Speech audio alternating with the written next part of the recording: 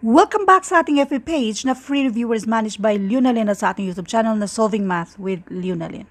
Now, dito tayo sa mismong actual na lumabas sa civil service exam.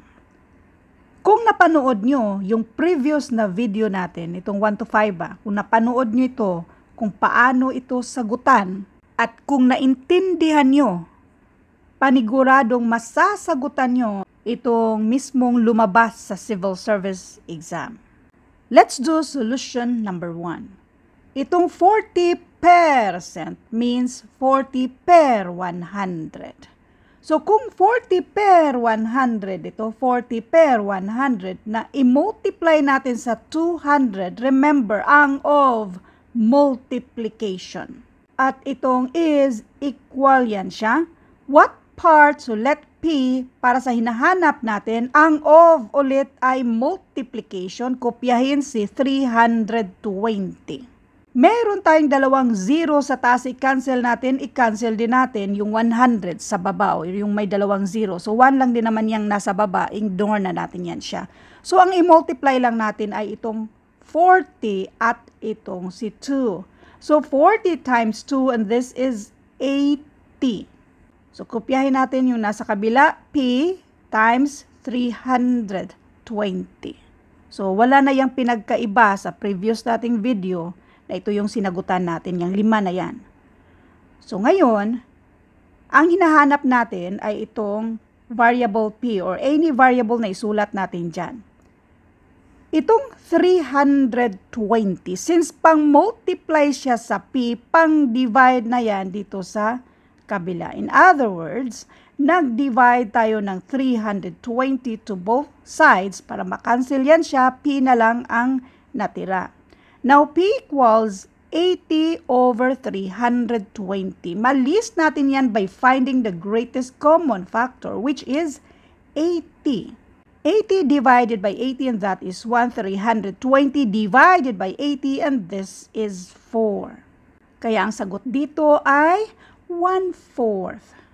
Isa pang paraan, may 0 tayo sa taas, isang 0 sa baba. So, ang natitira natin ay itong 8 over 32. So, ang greatest common factor naman dyan ay 8. So, ganun pa rin ang lalabas, 1/4.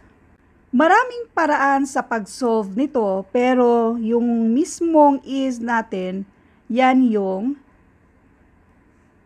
equal sign, tapos yung mga of, yan yung multiplication. Itong 40%, pwede namang isulat natin yung 40%. Ganito lang kasimple. Kung i-cancel out natin itong percent sign na yan, cancel out natin yung dalawang 0 sa kabila. Kaya ang matitira natin ay yung 40 at itong 2. So yan lang yung i-multiply natin, which is, na-solve na natin, this is equal to 80, tapos ito ay tinatransfer natin, kaya this is over 320, at yan yung makukuha na natin yung value ni P. Anyway, isa pang paraan. Doon tayo sa percentage, rate, at yung base. Saan dyan yung percentage, rate, at yung base? Dito muna tayo sa kabila. Yang 40% na ito, yan yung rate. Tapos, yung 200 na yan, yan naman yung base. At yung nasa kabila naman, lahat ng yan, yan yung percentage. Ito ay percentage. So, kapag percentage ang hinahanap, ibig sabihin yan, i-multiply lang natin si rate at si base. So, na-solve na natin yan, which is equal to 80. So, yan, 80 equals P.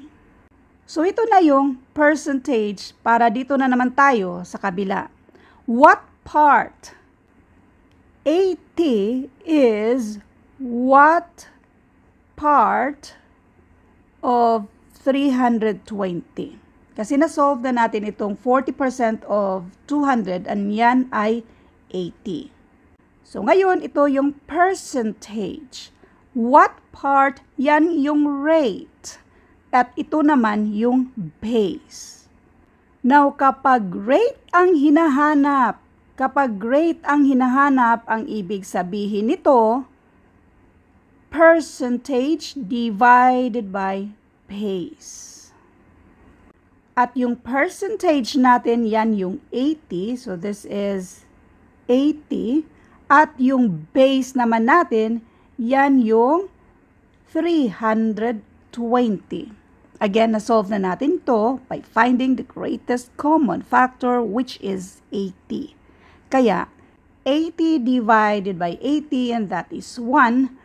320 divided by 80, and this is 4. Kaya ito na yung tamang sagot dito.